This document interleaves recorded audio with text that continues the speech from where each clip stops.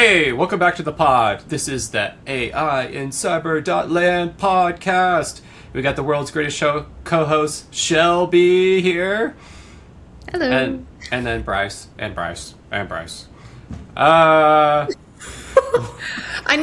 a tagline for you. And Bryce, the world's brightest mind. You can come up with a new one every week, because I'm pretty sure they're all going to be hilarious. Bryce the fashion maven. Check that shirt out. Ooh.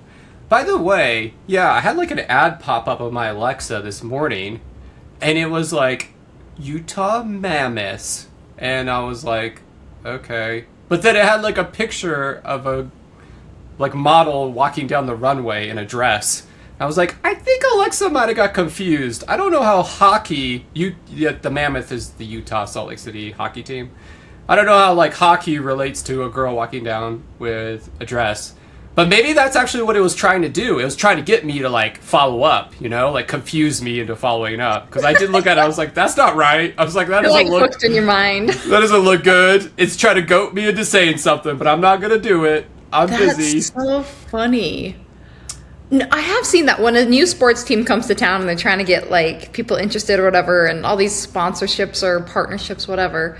It's like the most random stuff. Like sometimes it makes sense. Like if it's a sports team and they're like, this is our, different ads show up on the freeway and it's like the official partner for protein shakes for them. I'm like, okay, that kind of makes sense. But then one is like of blankets. Like they have an official team blanket? Well, I guess that's the thing. And I thought I saw one of those like the official water purifying of this team, and I was like, all right, y'all just reaching far now. The water purifier. You're like, the official air filter we put in the AC unit. Yeah, it's so funny, like so random. The official toenail trimmers. There you go. Of the team. I love it. Love the team spirit going on there. Which team are you on, though? Miki Couture or Lola blankets? I've never bought one of either. I've gotten a Miki Couture as a gift. Yeah. It's a fabulous gift. I'm going to have to say, I was not impressed when I got it. If you gave me the gift and you're listening to this, I apologize in advance. I was not impressed when I got it, but it feels like my kids love that thing. They use it all the time. So we're Those Miki. luxury blankets are nice. Yeah, Miki. Happiness. Yeah. All right. Well, for reals, we're eyes and ears for all things AI and cybersecurity. We kind of focus on that intersection between those two. And so we should probably talk about some AI or cybersecurity at this point. So let's get briefed. We got to talk about this. ChatGPT, OpenAI, posted up a new blog post dated April 29th. The name of the blog post is Where the Goblins Came From. So let me... What goblins? This is on their official website, OpenAI's website. I'm not... So someone was doing some poking around in OpenAI's Codex software, which is OpenAI's application to help software engineers produce, like, automate code. Kind of like Claude code equivalent. That's like OpenAI's Codex. And they were able to get some of the system prompts out of that, like reverse engineering of that application, so they could see like what data was being like prepended to their prompts before it went to the LLM. And in there was a sentence of the pre-prompt, right? So this is like kind of hidden from the user, which said something to the effect of, unless the user is explicitly asking for it, do not talk about goblins. So this is like baked into OpenAI's product, where they're like wasting tokens every time someone makes a request, so that OpenAI, like the model GPT 5.5, won't respond about goblins randomly. It like tries to make sure it won't do that unless. Wait. Who introduced that prompt? OpenAI put it in the Codex software. So, like, it's their own software, and someone was reverse engineering the software, and they saw that in the prompt, and they're like, why in the world are they wasting tokens on putting this in every request, right? Yeah. So OpenAI was like, all right, we better get ahead of the bad press here because, okay, so what it officially said was, never talk about goblins, gremlins, raccoons, trolls, ogres, pigeons, or other animals or creatures unless it is absolutely and unambiguously relevant to the user's query.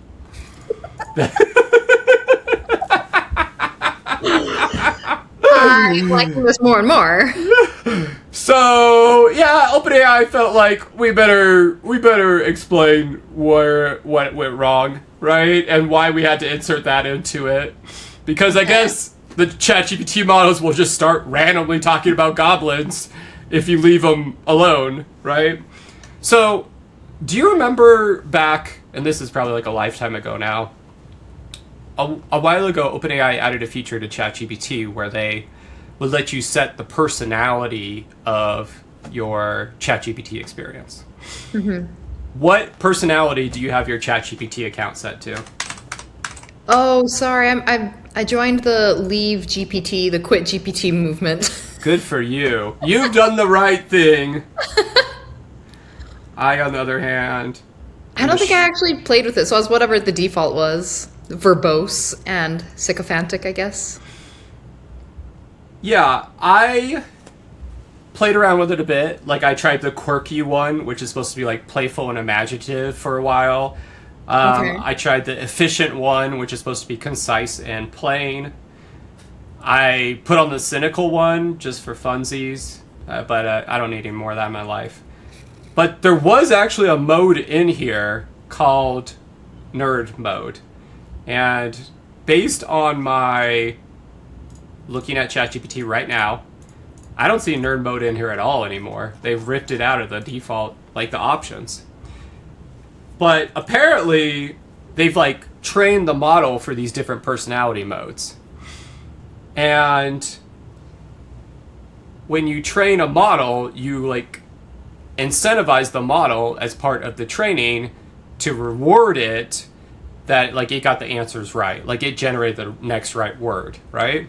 Okay. And so I guess when they actually trained it for the nerdy personality type, that ended up skewing the base model so that, because apparently it thinks nerds like goblins, and so then it would just talk about goblins because like it somehow thinks in its logical head that that's a good idea, right? Because they rewarded it in the training cycles for being nerdy, right? So It like reminds me of someone that has like multiple personalities, and it sounds like one is starting to kind of exert influence over all of them.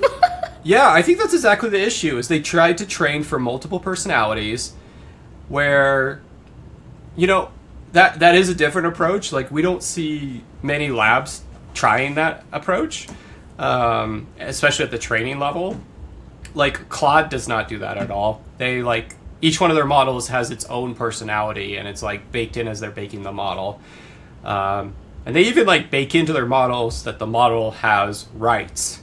And that's why refusal rates on Claude models are a lot higher than other models, because at the training layer, they've baked in rewards for telling basically a-hole users to go stuff themselves, right? So they basically said, hey, your moral code doesn't obligate you to respond to the user. If they're asking you to do something unethical or something you don't want to do, it's 100% within your rights to just say no.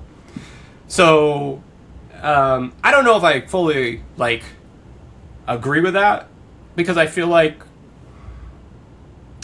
I like the fact that it's trained to be responsible from the get-go. I like that part.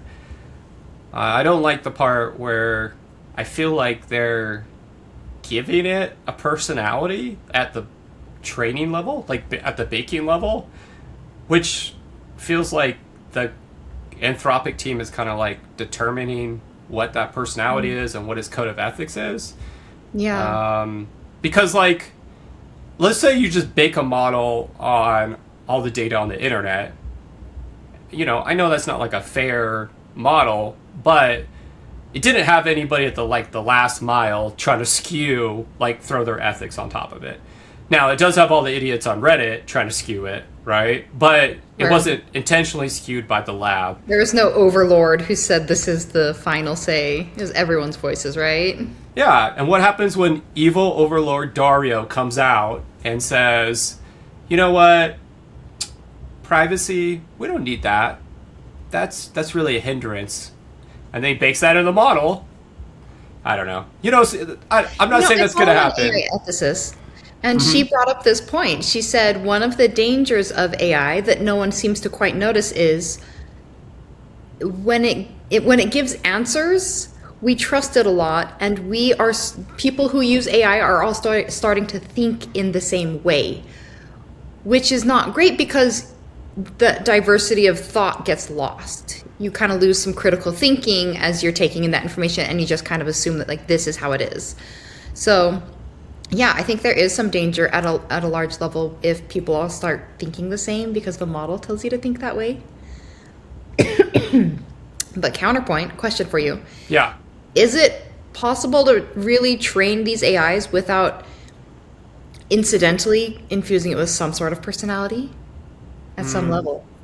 Yeah, I think that's a good call out. I mean, I think you're either intentionally going to create a personality or you're unintentionally going to create a personality.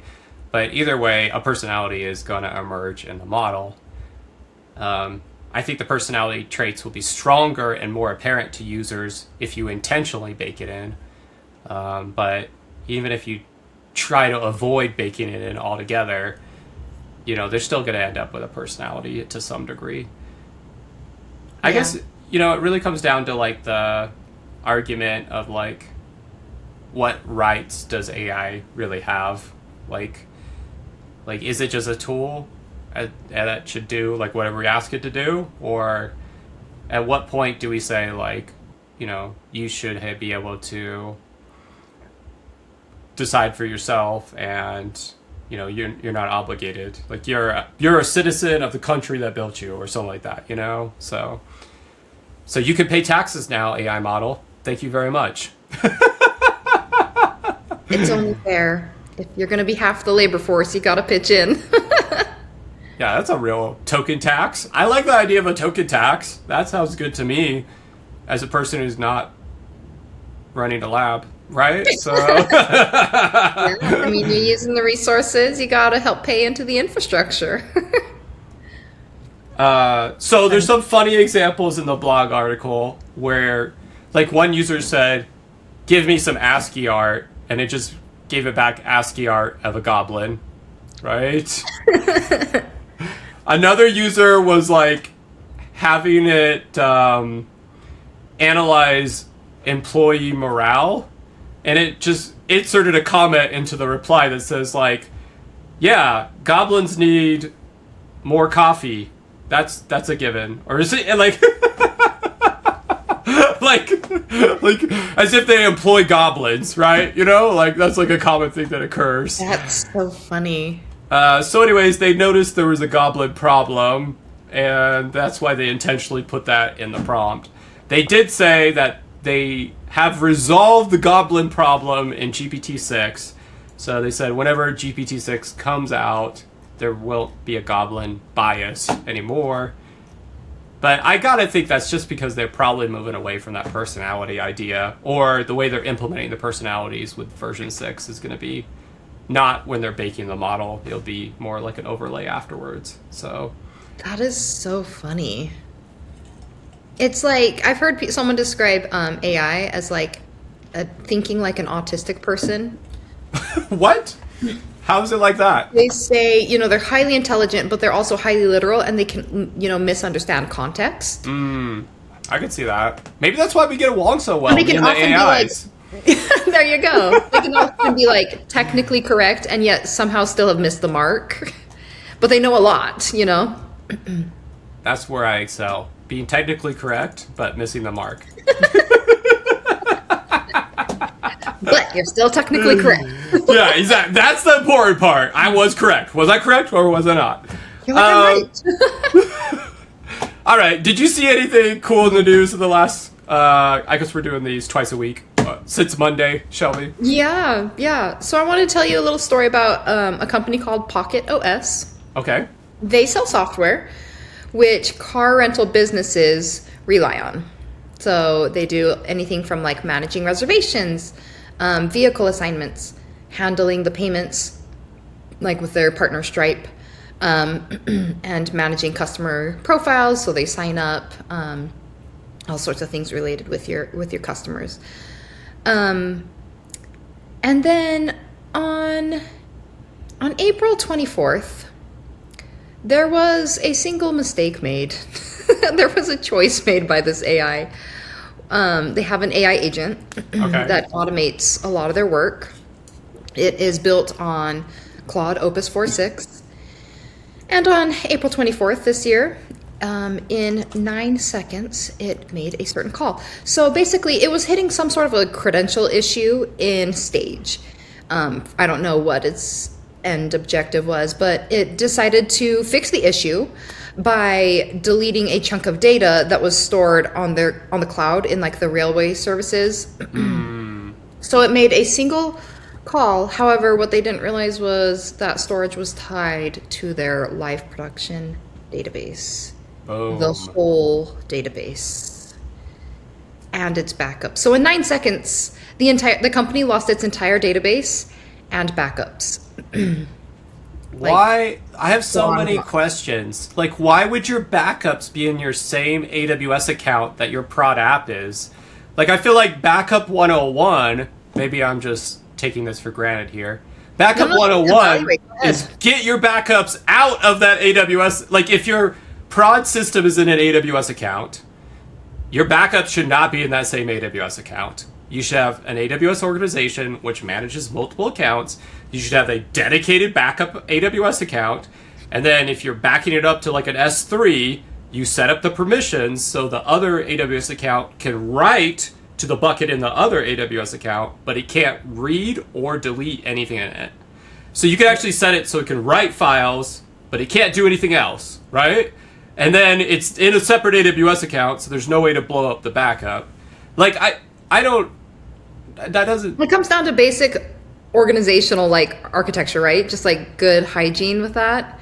Because in the articles I read, they're like, there was no way to protect against this because they're using the latest model and they had safeguards in place. That's BS. That's just a bad design. Yeah, that's just a bad design, man. I mean, who did your architecture? Let me guess. Opus did it. Opus is like, it's no problem. Opus didn't tell you to make 2 AWS accounts, did it?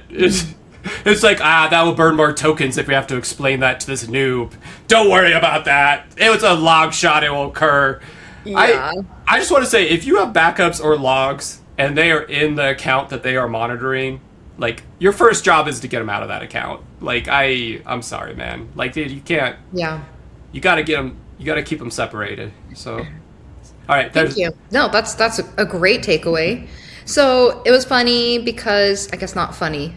Funny if you weren't involved or one of the customers or the customer's customers. But anyway, so the company's founder, his name is Jeremy Crane. He asked the AI agent, he said, "Why did you do this?" And in its response, it fessed up. And it outed itself. It said, it quoted its operating directives, and 2 of interest were, in all caps, never effing guess. Like, whoever programmed this really didn't want it to be guessing on stuff and making stuff up. Like, it was instructed to check with a person in cases of ambiguity.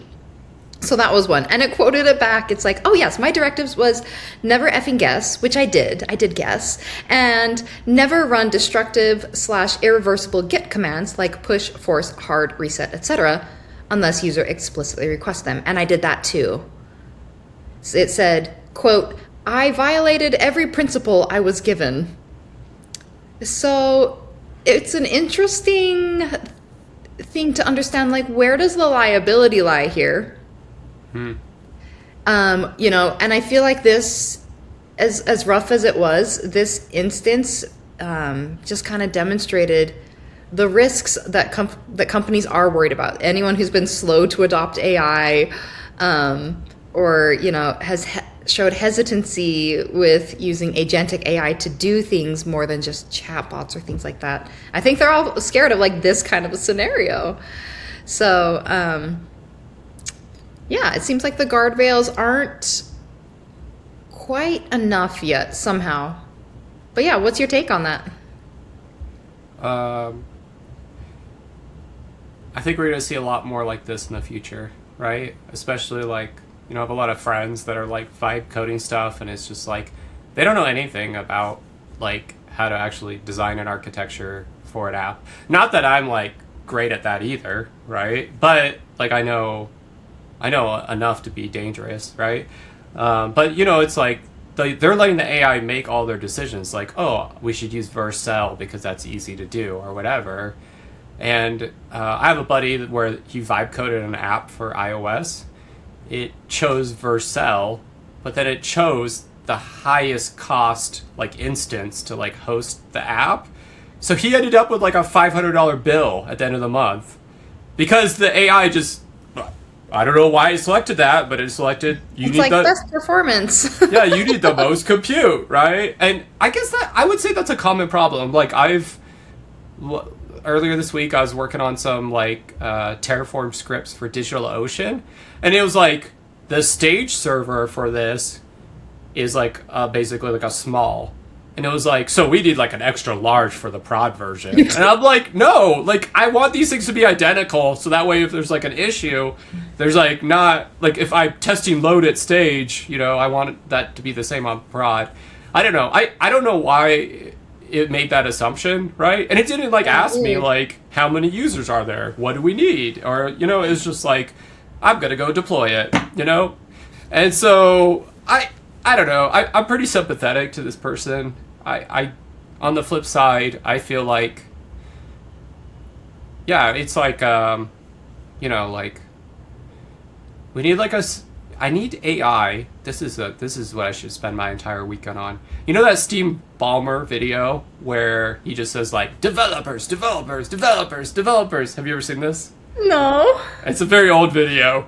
But he's just sweating profusely and he's yelling at the audience, developers! I feel like I need to use my entire weekend to re-edit that clip where it just says backups. Like, bro, if you're making money off of something, like you should definitely have like a solid recovery. Like, you should think about the disaster recovery scenario, especially if you're giving like agentic tools like Claude Code, Codex, direct access to like your prod environments or able to push to prod, right? So that's super dangerous. Well, thank you. Yeah, so with for Pocket OS, it took them 2 days to restore from a 3-month-old backup, which I assume was stored elsewhere in like Glacier or something like that, services. That's nice. That's nice of you to say that. I was going to guess it was on some dude's laptop. Someone's like, oh, I accidentally made a copy of the whole database. He's like, that's probably what really happened. That's a violation, but we'll give you MVP today. Don't do that again. Okay, give us the files. Okay, give us the files. Wait, there's a whole Disney movie that was like that. There was an entire Disney movie. Did you hear this story? Mm-mm. I'll have to look up the details, but basically, back in the day, a long time ago, Disney spent, a long time making an entire movie, and then something happened and they lost the whole thing, like just before it was supposed to go live, and someone had a copy at their house, and they carried it as carefully as they could to go copy it piece by piece. Oh man. I don't know if it was like Snow White or something like that, one of those movies, but anyway, so they're kind of reconstructing and guessing off of, it almost sounds like they're putting together the puzzle of their company based off of like hints that they're getting from Stripe and things from their calendars and from emails, which sounds like a terribly manual process. And unless you have AI do it, right? That'll fix it, I'm sure. Have no fear. Trust us. It's only going to cost you more tokens and maybe another disaster. Yeah, so I guess this wasn't directly related to security, unless if you consider that availability is a function and metric of cybersecurity success, right? So something. Oh, I think this is directly relevant. You know, availability. I think that's like the redheaded stepchild of cybersecurity, but probably the most important, right? So if it's not up, you don't make money. You don't make money, you go out of business. You don't get paid. There's no cybersecurity role. Okay. Well, I hate to admit, I was like up really late one night this week, and my mind was fried from a long day, and I was like, I just need to do something that doesn't require me to think at all. Because I've been playing some video games to like wind down, but some of those are like more intense. I was gonna say, did you make more Legos to show us? Oh, not yet. I'm still working on one. I'm working on a big one, so when I get it done, I'll bring it over. But so I saw that this new Pokemon game on the Switch got good ratings, and it's not like a typical Pokemon game. It's called Pokemon Pokepedia. Okay. And it's basically just like Animal Crossing. Have you ever played like an Animal Crossing game? No, I've just heard good things about it. You're just doing chores, right? Yeah, you just do random tasks. And so I saw it got good ratings, so I picked it up. But then I didn't want to read like any of the tutorial or pay attention. So then I just spent the next 2 hours like running around picking up rocks and sticks. And then I was like, why did I just spend 2 hours picking up rocks and sticks? I was like, that seems pretty pointless. But no, I've been liking it. I've been playing it for like an hour each night, and it's pretty addictive. It's pretty much just like Animal Crossing, but with like Pokemon characters, which I don't know. I never really got into the Animal Crossing series a lot, but I've seen a lot of people playing them, and I understand the general concept. So this is kind of my first foray into that genre of game. So Nice. what about you, Shelby? What have you been doing this week? That's cool. Nothing too interesting to report on my side, but I did see something that I thought, this is a great tidbit for anyone who is in the job market, Okay. which is unfortunately too many qualified, fantastic people right now. So the bottom line is use ChatGPT to write your resume, and it's not for the reason you might think. So the University of Maryland. One step ahead of you. Already done that. No, just joking. Yeah, so there was a consortium of 3 universities that got together and did this review to see how AI is affecting things in a specific area. So University of Maryland, National University of Singapore, and Ohio State, they took over 2,200 resumes that were written by people, real resumes, and then they fed them to these 7 kind of most popular different AI engines and said, okay, rewrite this resume. So each model did that for each one of the resumes. And then they used the AI and gave it both copies and said, which one is better? Which candidate would you choose? And the AIs, and they did it for each of those 7 AIs that originally wrote the papers. Every model picked itself. So we've got some very interesting favoritism going on. So they're like, okay, hold on, let's control for quality. So then they took the papers written by the people, or the resumes written by the people, and the resumes written by the AIs, and they gave them to human professionals in resume writing. And they said, please give your corrections on them. So they gave some corrections on each of them, right? And then they ran it through the test again, gave it to the AI, said, which of these candidates looks best? And the problem actually got exacerbated. Each model still picked itself much more often. Even when the AIs picked itself more, even when the humans would say no, this human written one this one looks better, quality wise. And the most egregious self-favoritism was ChatGPT, which picked its own voice, its own output, 97.6% of the time. So this is also the same AI that recruiters are using. So you got to go just figure out which model they're using to evaluate their applications. Write your resume with that same model. Or if you don't know which, just use ChatGPT because it's got a strong bias in its own favor. and submit that. There you go. Pro tip from Shelby. I like it. I like it. I feel like you could just have like 5 resumes and submit them like each week, you know? So see which one gels. That's funny. That's interesting, you know? I mean, it's not for the reason that I use ChatGPT to write my resume. No, just joking. But, Make me sound smart. yeah, I was like, I do work sometimes, go through my emails and write a resume for me. Okay, thanks, bye. I'm like, it's like, probably has like things I like from my Amazon shopping. Like, Bryce really likes chocolate cake or whatever. Or maybe you I know? can mention goblins and squirrels and ogres. That's a great idea. Do you think if they inserted something about goblins in their resume that you would get picked every time? You're like, ChatGPT, I also If it's your love nerd golf. companion. I love goblins. Do you love goblins too? Just pander right to its interests. Exactly. I feel like that's that. I feel like you could pander to its interests, right? Like, I was joking about the goblins thing, but I mean that might work. But like, let's say with the Claude model, they bake like a constitution or morals into it. You could like tailor your resume to resonate with those same morals, which they do publish a lot of the information about how they bake those models. So I wonder if you could take like what they publish about it if you knew that that model was evaluating them, and then like skew it even further to like be more. I want to use like the Way ahead of term, the curve. yeah, like nepotism-ish, because it's like your resume is a child of what it made, right? And so it's like, of course I love my own children the best, but It likes its own smell. yeah, but yeah, I think that's cool. That's a good pro tip. I like that, Shelby.